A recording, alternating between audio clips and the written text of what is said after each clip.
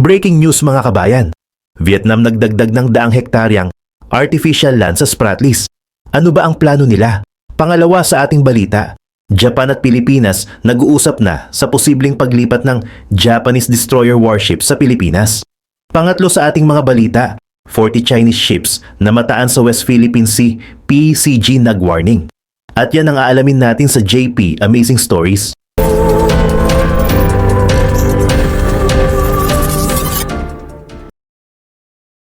May 2026 nang muling mabaling ang atensyon ng maraming bansa sa South China Sea matapos lumabas ang bagong ulat tungkol sa malawakang reclamation activities ng Vietnam sa Spratly Islands. Mas lalo ring umiinit ang kompetisyon nila laban sa China pagdating sa kontrol sa Spratly Islands.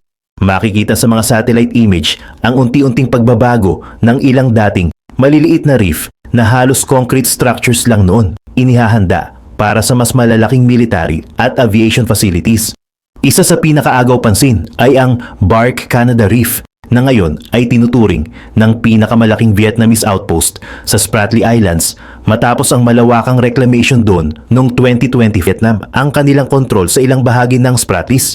Lalo ring tumitindi ang posibilidad ng mas malaking tensyon sa pagitan ng Hanoi at Beijing. At habang parehong nagpapatuloy ang kanilang island building activities, maraming nagtatanong kung hanggang saan kaya aabot ang kompetisyong ito sa South China Sea.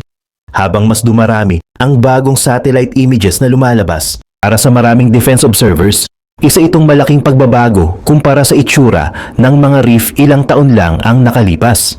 Noong mga nakaraang taon, marami sa mga Vietnamese outpost ang maliit lang at limitado ang pasilidad. Ang ilan ay simpleng concrete structures lamang na nakatayo sa gitna ng mababaw na reef. Pero ngayon, makikita na sa ilang lugar ang malalawak na reclaimed areas, bagong daungan, malalaking gusali at mga bahagi ng isla na mukhang kayang tumanggap ng mas maraming kagamitan at personnel. Ayon sa mga analyst, malaking bahagi ng expansion na ito ay resulta ng tuloy-tuloy na dredging operations ng Vietnam simula pa noong 2021.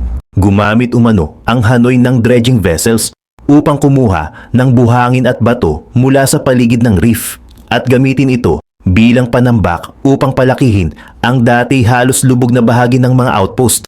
Dahil dito, maraming dating maliliit na reef ang naging mas matatag at mas malawak kumpara noon. Habang lumalaki ang artificial land ng Vietnam, mas napapansin din ng ibang bansa sa rehiyon ang mabilis na pagbabago sa balanse ng presensya sa Spratly Islands. Para sa ilang eksperto, hindi lamang ito tungkol sa pagpapalawak ng teritoryo, kundi paghahanda rin para sa mas permanenteng military at logistical presence sa South China Sea. Ngunit kasabay ng paglawak ng artificial islands, mas lumalala rin ang usapin tungkol sa epekto nito sa kapaligiran. Ayon sa report, malaking bahagi ng coral reefs at seabed sa paligid ng mga reclaimed areas ang naapektuhan dahil sa dredging at landfill operations. At habang nagpapatuloy ang reclamation activities, marami ang nangangamba na tuluyan pang masisira ang ilang marine ecosystem sa isa sa pinakapinagtatalo ng bahagi ng karagatan sa buong mundo. Sa gitna ng patuloy na reclamation activities ng Vietnam, isa sa pinakaagaw pansin ng mga analyst ay ang mabilis na paglaki ng Bark Canada Reef. Matapos ang malawakang landfill operations noong 2025, ito na ngayon ang pinakamalaking Vietnamese base sa disputed waters ng Spratly Islands. Mula sa dating maliit na outpost, naging isa na itong malaking artificial island na may mas organisadong layout at mas maraming infrastructure. Sa mga bagong satellite images, makikita ang malalawak na reclaimed areas na tila planadong-planado ang pagkakagawa. May mga bagong gusali, reinforced seawalls, at mga bahagi ng reef na mukhang inihahanda para sa mas advanced na operasyon. Isa rin sa pinaka-pinag-uusapang development ay ang navigation beacon system na nakita sa lugar. Ayon sa ilang observers, kahawig umano ito ng navigation systems na ginagamit ng China sa ilan nitong airstrip facilities sa South China Sea. Dahil sa laki ng expansion sa Bark Canada Reef, marami ang naniniwalang magiging sentro ito ng future Vietnamese operations sa Spratlys. Para sa ilang eksperto, posibleng gamitin ito hindi lamang bilang logistical hub kundi bilang strategic outpost para sa mas mabilis na monitoring at deployment sa disputed waters. Hindi nagtagal matapos makumpleto ang expansion sa Bark Canada Reef. Napansin naman ang sunod-sunod na reclamation work sa iba pang Vietnamese-held features. Sa iba't ibang bahagi ng Spratly Islands, muling nakita ang mga dredging vessel at landfill operations na unti-unting nagpapalawak sa mas maliliit na outposts ng Hanoi. Kabilang sa mga reef na may bagong development ang ilang dating limitado lamang sa maliliit na structures at concrete platforms. Pero habang nagpapatuloy ang reclamation, nagiging mas malawak ang artificial land sa paligid ng mga ito. Sa ilang lugar, nagsisimula ng lumitaw ang bagong harbor facilities, seawalls, at mga elevated areas na maaaring paglagyan ng karagdagang infrastructure. Para sa maraming defense analysts, nagpapakita ito na hindi isolated project ang nangyari sa Bark Canada Reef. Sa halip, bahagi ito ng mas malawak na long-term strategy ng Vietnam upang mas mapalakas ang presensya nito sa South China Sea habang patuloy ang kompetisyon laban sa China sa rehiyon. Habang tuloy-tuloy ang reclamation activities, mas umiinit din ang usapan tungkol sa epekto nito sa kalikasan ng Spratly Islands. Sa bawat dredging operation, malaking bahagi ng seabed at coral reef systems ang naaabala o natatabunan ng landfill materials. Ayon sa ilang environmental observers, mabilis na nagbabago ang dating natural na itsura ng ilang reef dahil sa tuloy-tuloy na construction activities. Sa ilang satellite images, kapansin-pansin ang pagbabago ng kulay ng tubig malapit sa mga dredging sites. Senyales umano ito ng matinding disturbance sa seabed habang kinukuha ang buhangin at bato para sa reclamation. Bukod dito, posibleng maapektuhan din ang breeding grounds ng iba't ibang marine species na matagal nang naninirahan sa bahaging ito ng South China Sea. Habang lumalaki ang artificial islands, mas lumiliit naman ang natural reef formations na dating nagsisilbing proteksyon at tirahan ng marine life. Para sa ilang eksperto, maaaring tumagal ng maraming taon bago tuluyang makarecover ang ilang naapektuhang bahagi ng ecosystem. Kung makakarecover pa nga ang iba rito. Kasabay ng pagdami ng reclaimed land, mas lumawak din ang kabuang pinsala sa mga reef sa Spratly Islands. Ayon sa ulat, umabot na sa humigit kumulang 1,667 hectares ang reef destruction na konektado sa dredging, landfill operations at paggawa ng channels at harbors ng Vietnam. Hindi lamang simpleng pagtatambak ng lupa ang nangyayari sa reclamation process. Kailangan ding hukayin ang ilang bahagi ng reef upang makagawa ng mas malalalim na daanan para sa mga barko at harbor facilities. Dahil dito, mas malawak na bahagi ng seabed ang direktang naaapektuhan. Sa ilang reclaimed features, makikita na ang malalaking channel openings na ginawa upang makapasok ang supply ships at construction vessels, habang nagbibigay ito ng mas magandang access sa mga bagong outposts.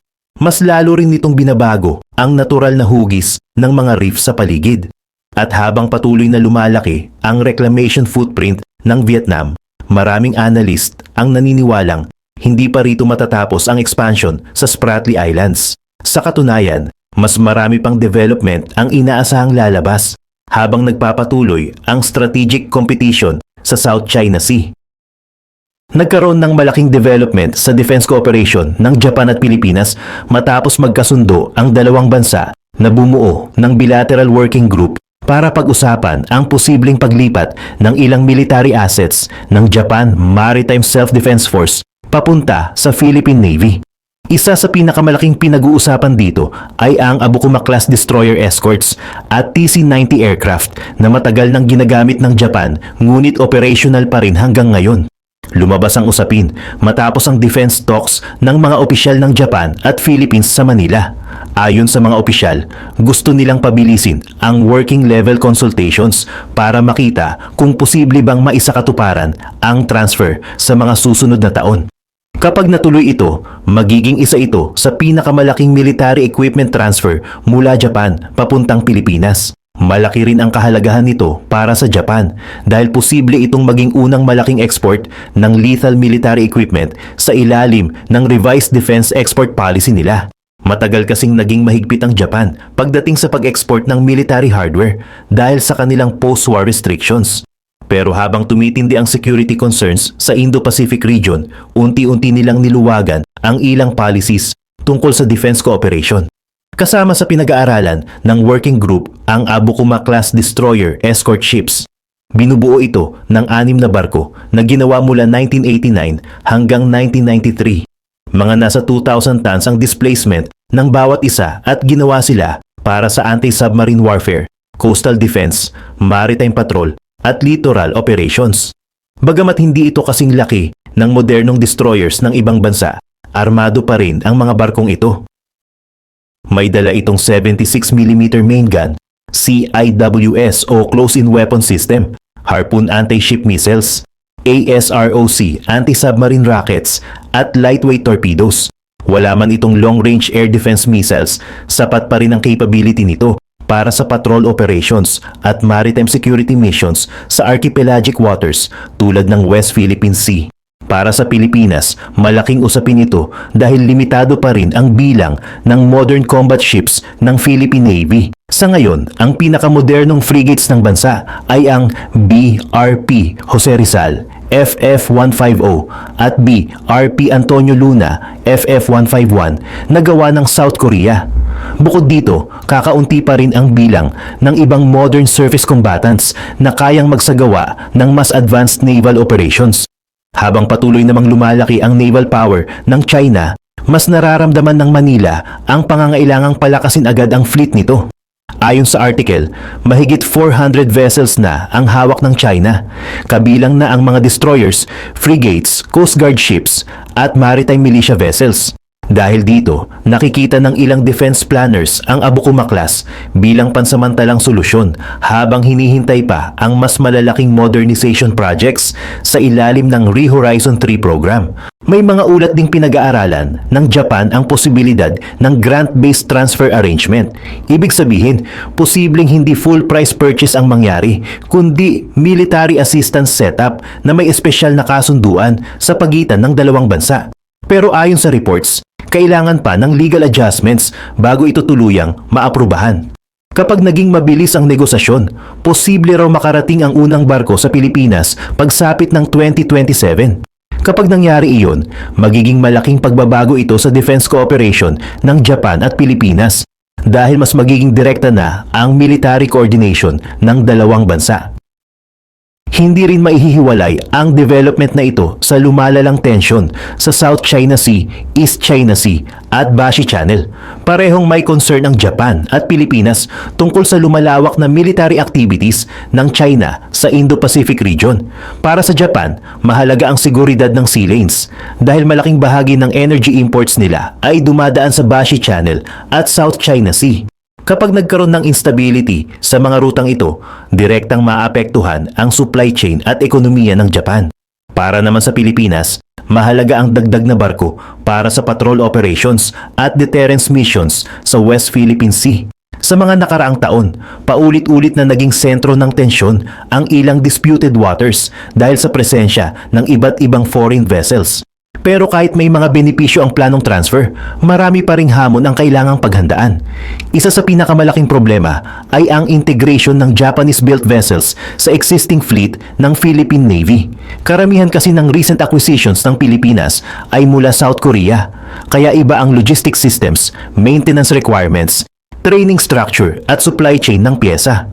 Kapag nadagdagan ng Japanese ships ang fleet, posible raw tumaas ang operational complexity at maintenance costs dahil magkakaiba ang standards ng bawat platform. Kailangan ding sanayin ang mga crew at maintenance personnel para sa bagong systems na gagamitin ng mga barko. Hindi rin barko lang ang posibleng pag-usapan ng Japan at Pilipinas sa hinaharap. Kasama rin sa mas lumalawak na defense cooperation ang surveillance systems, radar systems, aircraft transfers, joint military training at intelligence coordination. Noong 2025, naging active rin ang Reciprocal Access Agreement o RAA sa pagitan ng Japan at Pilipinas. Dahil dito, mas naging madali ang military coordination, joint exercises at operational cooperation ng dalawang bansa. Habang nagpapatuloy ang mga pag-uusap, maraming defense analysts ang naniniwalang hindi lang simpleng transfer ng barko ang nangyayari. Para sa kanila, isa itong malinaw na senyales ng mabilis na pagbabago sa security environment ng Asia-Pacific region habang patuloy na tumitindi ang kompetisyon ng mga malalaking bansa sa Indo-Pacific. muling uminit ang tensyon sa West Philippine Sea matapos mamataan ng Philippine Coast Guard ang Chinese research vessel na Xiangyang Hong 33 malapit sa Reed Bank, isang bahagi ng dagat na nasa loob ng Exclusive Economic Zone o EEZ ng Pilipinas. Ayon sa PCG, namataan ang barko habang nagsasagawa umano ng Marine Scientific Research Operations sa paligid ng Iroquois Reef noong May 6 sa gitna ng kanilang maritime patrol mission. Ayon sa ulat, hindi lang basta dumadaan ang Chinese vessel sa lugar. Nakita umano itong may aktibong operasyon habang nasa loob ng Philippine EEZ. Dahil dito, agad itong minonitor ng PCG aircraft na umiikot sa lugar upang dokumentuhan ang galaw ng barko at iba pang Chinese vessels na nasa paligid nito. Lalong naging sensitibo ang insidente dahil matagal nang itinuturing ang Reed Bank bilang isa sa pinakamahalagang energy-rich areas sa West Philippine Sea. Sa loob ng maraming taon, paulit-ulit nang nagkakaroon ng tensyon sa paligid ng lugar dahil sa potensyal nitong oil at natural gas reserves na maaaring makatulong sa energy security ng Pilipinas. Sa kabila ng patuloy na protesta ng Pilipinas laban sa mga operasyon ng China sa disputed waters, nananatili pa rin ang presensya ng iba't ibang Chinese vessels sa loob ng EEZ ng bansa. Para sa marami, hindi na ito simpleng presensya lamang kundi bahagi na umano ng mas malawak na strategic operation ng Beijing sa South China Sea. Habang minomonitor ng PCG aircraft ang galaw ng Xiangyang Hong 33, napansin umano ng mga tauhan ng Coast Guard na nag-deploy ito ng isang service boat malapit sa Iroquois Reef. Ayon sa Philippine Coast Guard, indikasyon umano ito na may aktual na survey operations na isinasagawa ang Chinese vessel sa ilalim ng dagat. Makikita umano mula sa ere ang maliit na service boat na lumalayo mula sa pangunahing research vessel habang papunta sa bahagi ng reef. Karaniwang ginagamit ang ganitong mga bangka para magdala ng kagamitan, sensors at survey instruments na ginagamit sa seabed mapping at oceanographic research. Dahil dito, mas lalo pang naging seryoso ang pagtingin ng Pilipinas sa operasyon ng Chinese vessel. Para sa PCG, hindi na lamang ito ordinaryong paglalayag o simpleng pagdaan sa disputed waters. Ang deployment umano ng service boat ay posibleng senyales ng aktibong pagkolekta ng impormasyon tungkol sa ilalim ng dagat sa loob mismo ng EEZ ng Pilipinas. Hindi rin ito ang unang pagkakataon na may namataang ganitong klase ng operasyon sa West Philippine Sea. Sa mga nakaraang taon, ilang beses nang inireklamo ng Pilipinas ang pagpasok ng mga Chinese research at survey vessels sa iba't ibang bahagi ng disputed waters. Isa sa dahilan kung bakit agad naging malaking usapin ang presensya ng Chinese research vessel ay dahil sa kahalagahan ng Reed Bank. Ang lugar na ito ay matagal nang pinaniniwala ang may malaking deposito ng oil at natural gas sa ilalim ng dagat.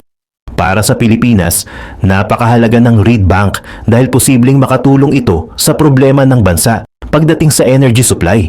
Sa harap ng tumataas na presyo ng langis at lumalaking demand sa kuryente, matagal nang nakikita ang Reed Bank bilang potensyal na local source ng natural gas na maaaring pumalit sa mga nauubos ng energy reserves ng bansa. Bukod sa usaping enerhiya, strategic din ang lokasyon ng Reed Bank dahil nasa loob ito ng West Philippine Sea na inaangkin din ng China bilang bahagi ng kanilang tinatawag na 9-dash line. Kahit naglabas na ng ruling ang Permanent Court of Arbitration noong 2016 na nagsasabing walang legal basis ang malawak na claim ng China, patuloy pa rin ang presensya ng Chinese vessels sa lugar. Dahil dito, bawat pagpasok ng Chinese ships sa paligid ng Reed Bank ay agad nagiging sensitibong issue para sa gobyerno ng Pilipinas at maging sa military at security officials ng bansa.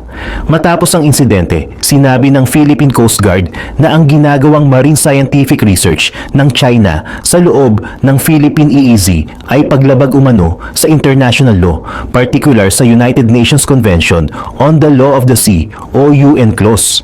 Sa ilalim ng UN Clause, may sovereign rights ang isang coastal state sa paggamit at pag-explore ng natural resources sa loob ng kanilang EEZ. Ibig sabihin, kailangan munang humingi ng pahintulot ang ibang bansa bago magsagawa ng marine scientific research sa nasabing lugar. Ayon sa PCG, walang ibinigay na pahintulot ang gobyerno ng Pilipinas sa operasyon ng Xiangyang Hong 33. Dahil dito, itinuring ng Manila na unauthorized o illegal ang aktibidad ng Chinese vessel sa loob ng EEZ ng bansa. Para sa Philippine authorities, hindi lang ito simpleng legal issue. Nakikita rin nila itong usapin ng soberanya at kontrol sa yamang dagat ng bansa, lalo na sa mga lugar na may potensyal na oil at gas resources tulad ng Reed Bank.